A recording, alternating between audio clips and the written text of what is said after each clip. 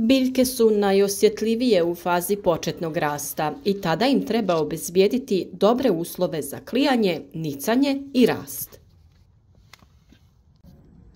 Jedan od najbitnijih faktora za uzgoj jakih i zdravih biljaka je kvalitetan supstrat.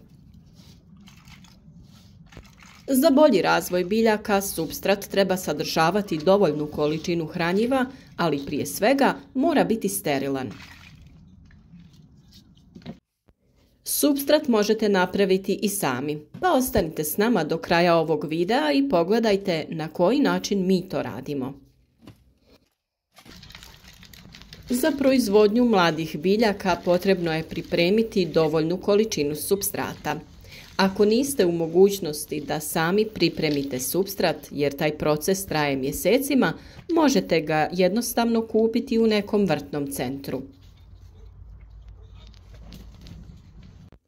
U vrtnim centrima velik je izbor supstrata, a pored toga imamo supstrate namijenjene za sijanje i one koji se koriste kod presađivanja biljaka. Također razlikujemo supstrat za uzgoj cvijeća i onaj za uzgoj presadnica povrća. Kako bi uzgojili kvalitetan rasad povrća, cvijeća, začinskog i ljekovitog bilja, treba izabrati supstrat koji ispunjava određene uslove, jer od njega zavisi uspjeh proizvodnje.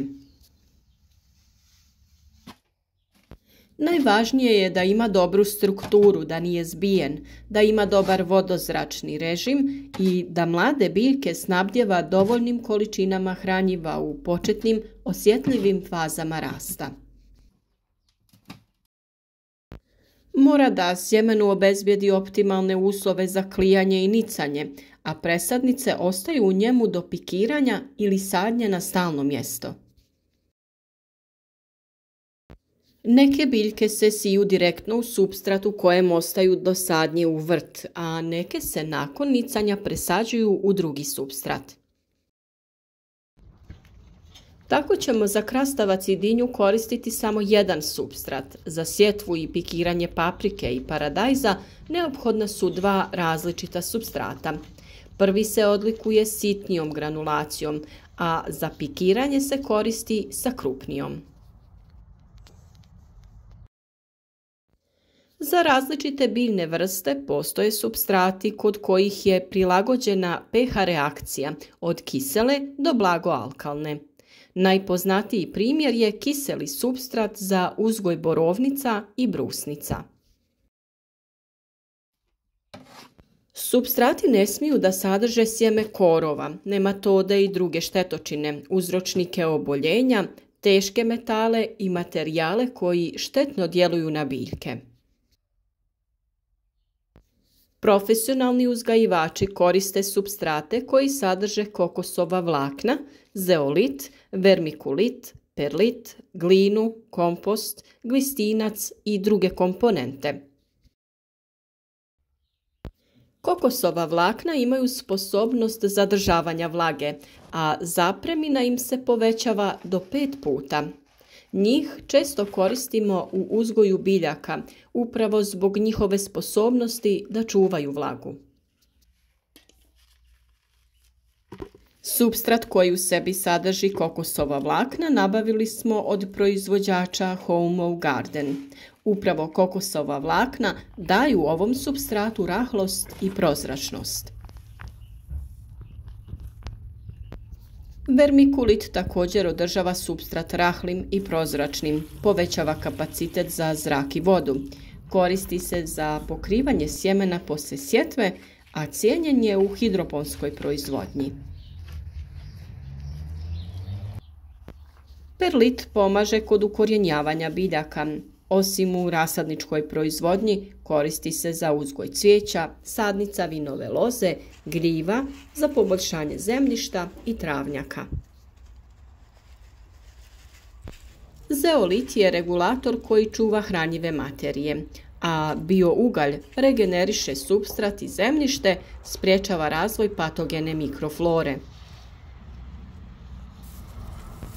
Tu je i u poljoprivredi vrlo cijenjen glistinac koji ima ulogu aktivatora koji pospješuje rast. Kada smo se upoznali sa ovim prirodnim materijalima, možemo i sami napraviti supstrat za naše biljke. Možete ga napraviti sa ili bez zemlje. Svi sastojci trebaju da zadovoljavaju osnovne zahtjeve proizvodnje rasada koje smo već spomenuli. Supstrat ne smije biti zbijen, mora biti vodopropustan, sterilan i plodan. Najjednostavniji sastav jeste da uzmemo 2 dijela dobrog komposta, 2 dijela kokosovih vlakana i 1 dio perlita. Već smo pokazali na koji način pravimo kompostište i kako pretvaramo ostatke biljaka u hranjivu materiju koju vraćamo u vrt. Ako niste gledali video o kompostištu, pronađite ga na kanalu, a poveznicu ćemo ostaviti na kraju videa. Kompost dobro izmrvimo, a najbolje će biti da ga prosijemo, jer će tako imati ujednačenu strukturu. Dodajte kokosova vlakna. Ako su suha u bloku, potrebno ih je rehidrirati, odnosno dodati vodu kako bi mogli da radite s njim. Nakon kratkog vremena kokosova vlakna su spremna za miješanje.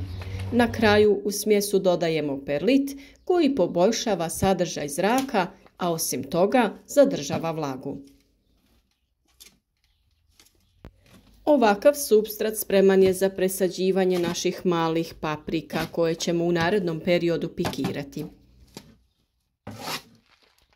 Ako se koristi zemlja, potražite kvalitetnu vrtnu ili šumsku i uzmite 2 dijela. Dodajte po 1 dio humusa, treseta i riječnog pijeska. Ovaj univerzalni recept se može prilagoditi vrsti koju sijemo. Tako će vam za papriku trebati 3 dijela humusa i 2 dijela kvalitetne zemlje, dok će kupusu odgovarati da pomiješamo treset, humus i zemlju u odnosu 1:1:1.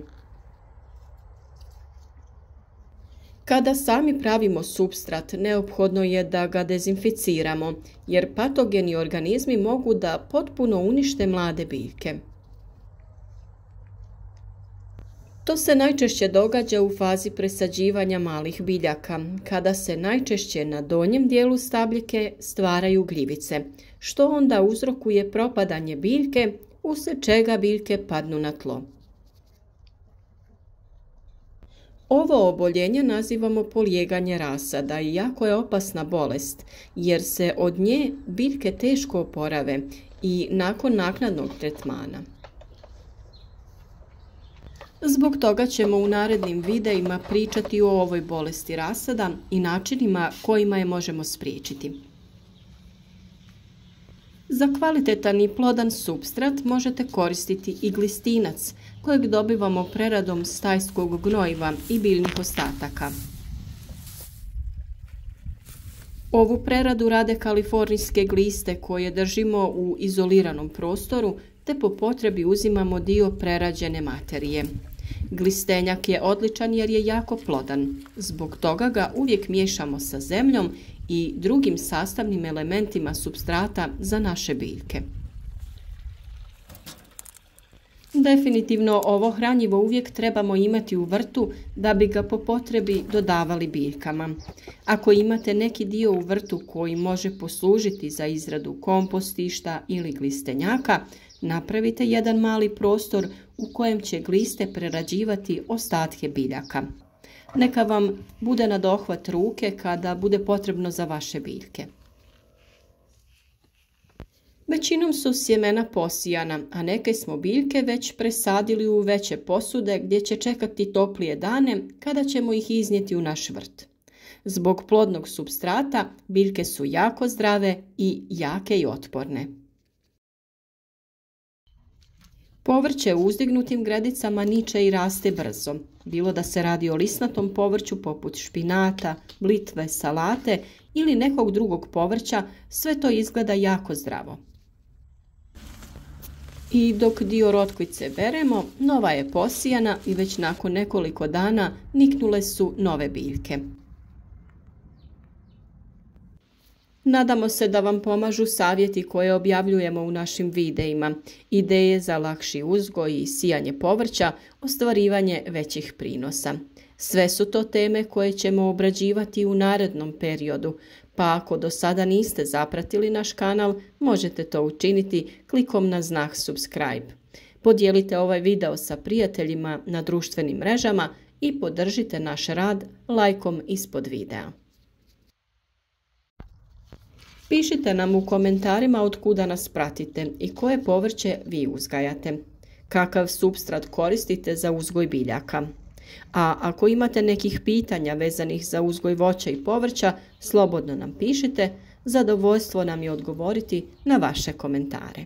I ne zaboravite da sa komentarima ispod videa povećavate mogućnost da osvojite i vrijedne poklone koje smo za vas pripremili.